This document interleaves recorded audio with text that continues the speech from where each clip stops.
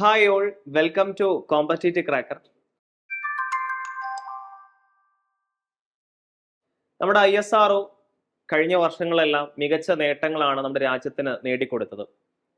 ലോകത്തിൽ നമ്മുടെ രാജ്യത്തിന്റെ പദവി ഏറെ ഉയർത്തിയ നമ്മുടെ ബഹിരാകാശ ഗവേഷണ സ്ഥാപനമാണ് ISRO എന്ന് പറയുന്നത്. ISROയുടെ മറ്റൊരു പ്രധാനപ്പെട്ട നേട്ടമായിരുന്നു, ഈ അടുത്ത് സംഭവിച്ചൊരു നേട്ടമായിരുന്നു, ബഹിരാകാശത്ത് 2 ഉപഗ്രഹങ്ങൾ ഡോക്കിംഗ്. അല്ലെ, നമ്മൾ ഇംഗ്ലീഷ് പടങ്ങളൊക്കെ, ഇന്റർസ്റ്റെല്ലാർ തുടങ്ങിയ പടങ്ങളൊക്കെ കാണുവാണെങ്കിൽ അതിൽ ഡോക്കിംഗ് എന്ന് പറയുന്ന ഒരു സീൻ തന്നെയുണ്ട്.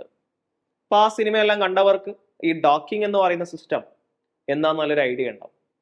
അപ്പൊ ആ ഒരു സിസ്റ്റം എന്താണ്, നമ്മുടെ ISRO ഇതുവരെ USA, റഷ്യ, ചൈന തുടങ്ങിയ രാജ്യങ്ങൾ മാത്രമേ ബഹിരാകാശത്ത് വെച്ചുകൊണ്ട് ഡോക്കിംഗ് സിസ്റ്റം നടത്തിയിട്ടുള്ളൂ.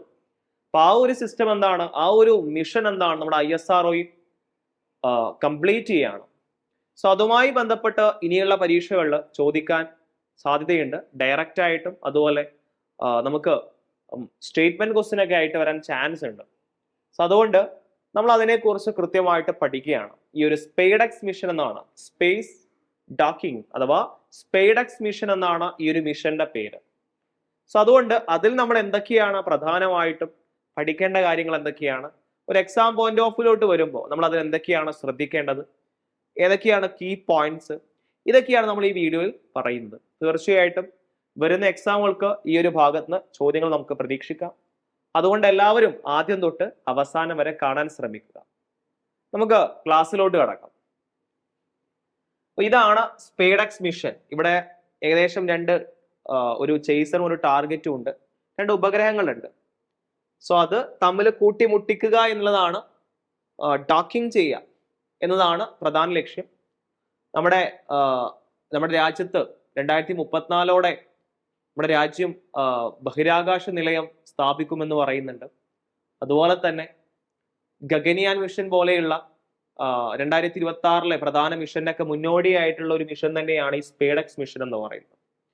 സോ ഇതാണ് ആക്ച്വലി ഈ ഒരു ISROയുടെ സൈറ്റിൽ നിന്ന് എടുത്ത ഒരു ഒഫീഷ്യൽ ഇമേജ് ആണ്. അപ്പോ നമ്മൾ എന്തൊക്കെയാണ് ഈ സ്പേഡെക്സ് മിഷനുമായി ബന്ധപ്പെട്ട് അറിയേണ്ട കാര്യങ്ങൾ? അപ്പോ ആക്ച്വലി ഇതൊരു ലോഞ്ചിങ്ങിന്റെ ഇമേജ് ആണ്. ഈ ഒരു സ്പേഡെക്സ് മിഷൻ എന്ന് പറയുന്നത് രാത്രിയാണ് ലോഞ്ച് ചെയ്തത്. 2024 ഡിസംബർ 30 രാത്രിയാണ് ആക്ച്വലി ഈ ഒരു മിഷൻ ലോഞ്ച് ചെയ്യുന്നത്. അതുകൊണ്ടാണ് ഇരുട്ട്. സോ അതിന്റെ ഏകദേശം ഒരു ഇമേജ് ആണ് നിങ്ങൾ കാണുന്നതെന്ന് വിശ്വസിക്കുന്നു. അപ്പൊ അതുമായി ബന്ധപ്പെട്ട് അറിയേണ്ട കാര്യങ്ങൾ എന്തൊക്കെയാണ്? സ്പേസ് ഡോക്കിംഗ് എക്സ്പെരിമെന്റ്, സ്പേഡെക്സിന്റെ ഫുൾ ഫോം ആണ് സ്പേസ് ഡോക്കിംഗ് എക്സ്പെരിമെന്റ് എന്ന് പറയുന്നത്. സ്പേസ് ഡോക്കിംഗ് പരീക്ഷണം ഒരു സുപ്രധാന പദ്ധതിയാണ്. ആവശ്യമായ സാങ്കേതിക വിദ്യ വികസിപ്പിച്ച് പ്രദർശിപ്പിക്കാൻ ISRO രൂപകൽപ്പന ചെയ്തിട്ടുണ്ട്. അപ്പോൾ സ്പേഡെക്സിന് ചുക്കാൻ പിടിച്ച, അതിന് നേതൃത്വം വഹിച്ച പ്രധാനപ്പെട്ട ഗവേഷണ ഏജൻസിയാണ് ISRO എന്ന് പറയുന്നത്. നമ്മുടെ രാജ്യത്തിന്റെ ബഹിരാകാശ ഗവേഷണ ഏജൻസി ആയിട്ടുള്ള ISRO. ബഹിരാകാശ പേടകങ്ങൾ കൂടിച്ചേരൽ, ഡോക്കിംഗ്, അൺഡോക്കിംഗ് എന്നിവക്കായി 2 ചെറിയ ഉപഗ്രഹങ്ങളാണ് വിക്ഷേപിച്ചിട്ടുള്ളത്. അപ്പോൾ ബഹിരാകാശ പേടകങ്ങൾ കൂടിച്ചേരുക, ഡോക്കിംഗ് ചെയ്യുക, അതിനാണ് ഡോക്കിംഗ് എന്ന് പറയുന്നത്. അപ്പൊ ഇതിനു വേണ്ടിയിട്ട് 2 പ്രധാനപ്പെട്ട ഉപഗ്രഹങ്ങൾ എന്താണ് വിക്ഷേപിച്ചു. PSLV-C 60 വാഹനം ഒരു ജോഡി സ്പേഡെക്സ് ഉപഗ്രഹങ്ങളെ കിഴക്കോട്ട് ഭ്രമണപഥത്തിൽ എത്തിക്കും. അപ്പോ ഇവിടെ അറിയേണ്ട പോയിന്റ് എന്താണ്, ഇതിനായിട്ട് ഉപയോഗിച്ചിട്ടുള്ള റോക്കറ്റ് ആണ് ഏത്? PSLV-C 60. ഈ 2 ഉപഗ്രഹങ്ങളെ ബഹിരാകാശത്ത് എത്തിക്കാൻ വേണ്ടിയിട്ട് ഉപയോഗിച്ച റോക്കറ്റ് ആണ് PSLV-C 60 വാഹനം എന്ന് പറയുന്നത്.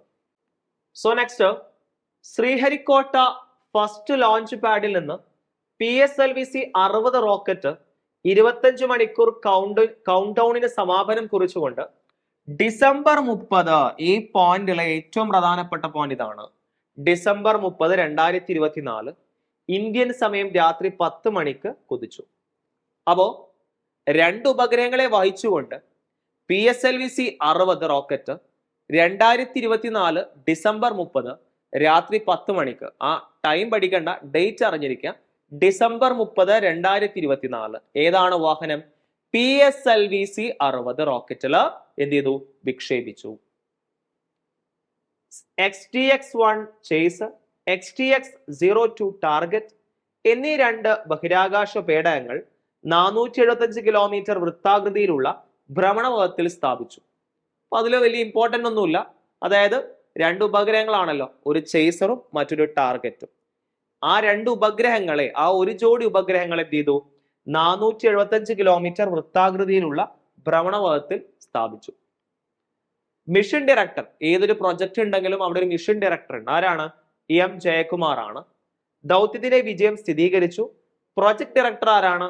എൻ സുരേന്ദ്രനാണ്. അപ്പോ ഈ ഒരു പ്രൊജക്ടിന്റെ മിഷൻ ഡയറക്ടർ ആരാണ്? എം ജയകുമാർ ആണ്. Mission director M Jayakumar. രണ്ടിലും എം ഉണ്ട്. മിഷൻ എം കൊണ്ട് സ്റ്റാർട്ട് ചെയ്യുന്നു. എം ജയകുമാർ എന്ന് പറയുന്ന പേരിലും എം കൊണ്ട് ഇനീഷ്യൽ സ്റ്റാർട്ട് ചെയ്യുന്നു. ദൗത്യത്തിലെ വിജയം സ്ഥിരീകരിച്ചു. പ്രൊജക്ട് ഡയറക്ടർ ആരാണ്? എൻ സുരേന്ദ്രനാണ്. പ്രൊജക്ട് ഡയറക്ടർ ആരാണ്? എൻ സുരേന്ദ്രൻ. പലപ്പോഴും ഈ മിഷൻ ഡയറക്ടർമാരെ കുറിച്ചും പ്രൊജക്ട് ഡയറക്ടർമാരെ കുറിച്ച് ചോദിക്കാറുണ്ട്. അതുകൊണ്ട് പ്രൊജക്ട് ഡയറക്ടർ ആരാണ്?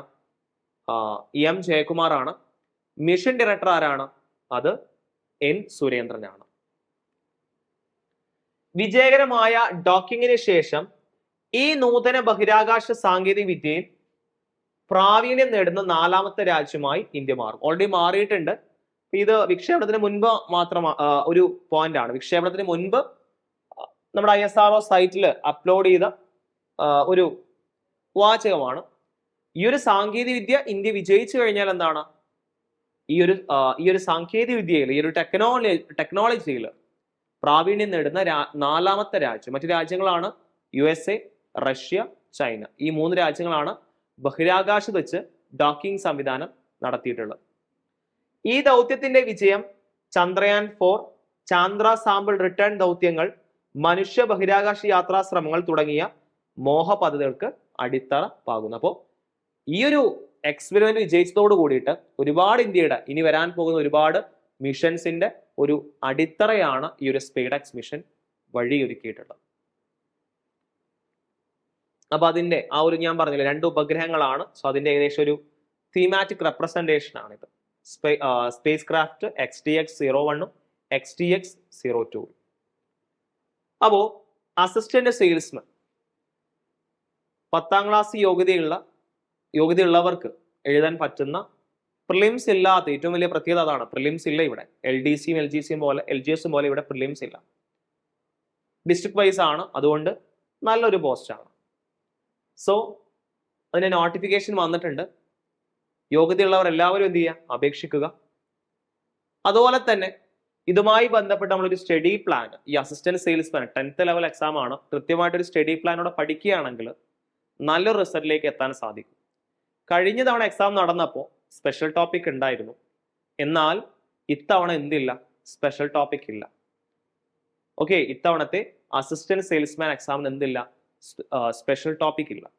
സോ അതുകൊണ്ട് നോർമൽ LD പോലത്തെ ഒരു എക്സാം ആണ്. നന്നായിട്ട് പഠിച്ചു കഴിഞ്ഞാൽ നല്ലൊരു മാർക്ക് സ്കോർ ചെയ്യാൻ സാധിക്കും. അതും സിസ്റ്റമാറ്റിക് ആയിട്ട് സ്റ്റഡി പ്ലാനോടെ പഠിച്ചാലോ. സോ കൂടുതൽ ഡീറ്റെയിൽസ് അറിയുന്നതിന് വേണ്ടിയിട്ട് 8590202323 എന്ന നമ്പറിൽ കോൺടാക്ട് ചെയ്യുക. നമുക്ക് നമ്മുടെ ബാച്ചിന്റെ ഭാഗമായിട്ട് ഡെയിലി മോക്ക് ടെസ്റ്റ്, അതുപോലെ തന്നെ റിവിഷൻ ക്ലാസ്സുകൾ, അതുപോലെ ടൈം ടേബിൾ ബേസ്ഡ് ക്ലാസ്സുകൾ, ലൈവ് റെക്കോർഡ് ക്ലാസ്സുകൾ, അതുപോലെ തന്നെ അതുമായി ബന്ധപ്പെട്ട റിവ്യൂ ക്ലാസ്സുകൾ, ഇതെല്ലാം അവൈലബിൾ ആണ്. അപ്പോൾ 10ാം ക്ലാസ് യോഗ്യതയുള്ള പരീക്ഷയാണ്. സോ അതുകൊണ്ട് ഈ യോഗ്യതകൾ എല്ലാവർക്കും അപ്ലൈ ചെയ്യാൻ സാധിക്കും. എല്ലാവരും ഒരുമിച്ച് പഠിക്കുക.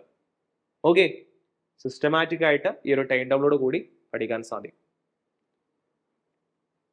അപ്പോൾ ഏതൊരു വിക്ഷേപണം നടത്തുമ്പോഴും അതിലൊരു പേലോഡ്സ് ഉണ്ടാവും. ഒന്നല്ല, ഒന്നിൽ കൂടുതൽ.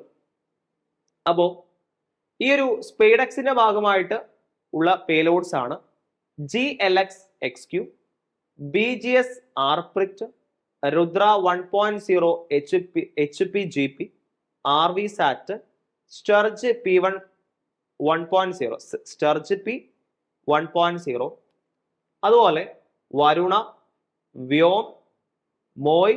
ഓക്കെ, ഈ മോയ് ഇമ്പോർട്ടൻ്റ് ആണ്. ഓക്കെ, മോയ്. അതുപോലെ അപ്പംസ്, സ്വച്ഛ് സാറ്റ്. ഈ അപ്പംസ് എന്ന് പറഞ്ഞാൽ എന്താണ്? അമിത് യൂണിവേഴ്സിറ്റി ഡെവലപ്പ് ചെയ്തിട്ടുള്ള ഒരു പേലോഡാണ് അപ്പംസ് എന്ന് പറയുന്നത്. അപ്പോൾ പലപ്പോഴും ഈ പേലോഡ്സ് ഉൾപ്പെടാത്ത ഏതാണ്, ഉൾപ്പെടുന്നത് ഏതാണെന്നൊക്കെ ചോദിക്കാറുണ്ട്. അപ്പോൾ കൃത്യമായിട്ട് അറിഞ്ഞിരിക്കുക. GLS-XQ, BGS RPRIT, Rudra 1.0 HPGP, RVSAT, സ്റ്റെർജ് P1.0, വരുണ, വ്യോം, മോയ്, അപ്പംസ്, സ്വച്ഛ് സാറ്റ്. ഓക്കെ, അപ്പോൾ ഇത് കൃത്യമായിട്ട് അറിഞ്ഞിരിക്കുക. പേലോഡ്സ് നിങ്ങളൊരു വല്ല ഷോർട്ട് കട്ട് ഒക്കെ ഉണ്ടെങ്കിൽ നിങ്ങളുടെ രീതിയിൽ അത് പഠിക്കാൻ ശ്രമിക്കുക.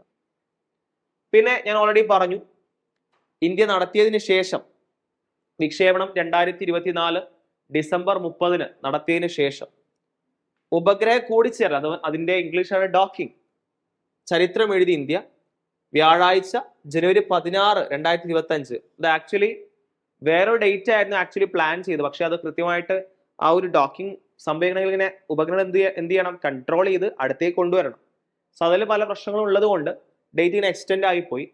ദെൻ എന്തായാലും ആക്ച്വലി ജനുവരി 16, 2025 ഡോക്കിംഗ് എന്ന് പറയുന്ന ആ ഒരു മിഷൻ ഇന്ത്യക്ക് കരസ്ഥമാക്കാൻ സാധിച്ചത്.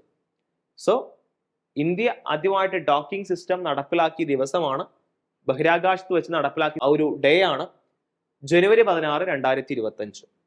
ഓക്കെ, ഇതോടെ എന്താണ്, USA, റഷ്യ, ചൈന എന്നിവയ്ക്ക് ശേഷം ഈ ചരിത്ര നേട്ടം കൈവരിക്കുന്ന രാജ്യമായിട്ട് ആര് മാറുന്നുണ്ട്? ഇന്ത്യ, അല്ലെ? ഈ ഡോക്കിംഗ് സ്പേസിൽ വെച്ചിട്ട് ഡോക്കിംഗ് സിസ്റ്റം നടപ്പിലാക്കുന്ന 4ാമത്തെ രാജ്യമായിട്ട് ഇന്ത്യ മാറുന്നുണ്ട്. ഏതൊക്കെയാണ് ആദ്യ 3 രാജ്യങ്ങൾ? USA, Russia, China. ക്ലിയർ ആണല്ലോ? അതുപോലെ ഇതിന്റെ ഭാഗമായിട്ട് ഇന്ത്യയുടെ ആദ്യ ബഹിരാകാശ റോബോട്ടിക് ആം പ്രവർത്തനക്ഷമമായി ISRO യന്ത്രക്കൈ വിക്ഷേപിച്ചത് സ്പേഡെക്സ് ദൗത്യത്തിൽ വികസിപ്പിച്ചത് തിരുവനന്തപുരം IISU.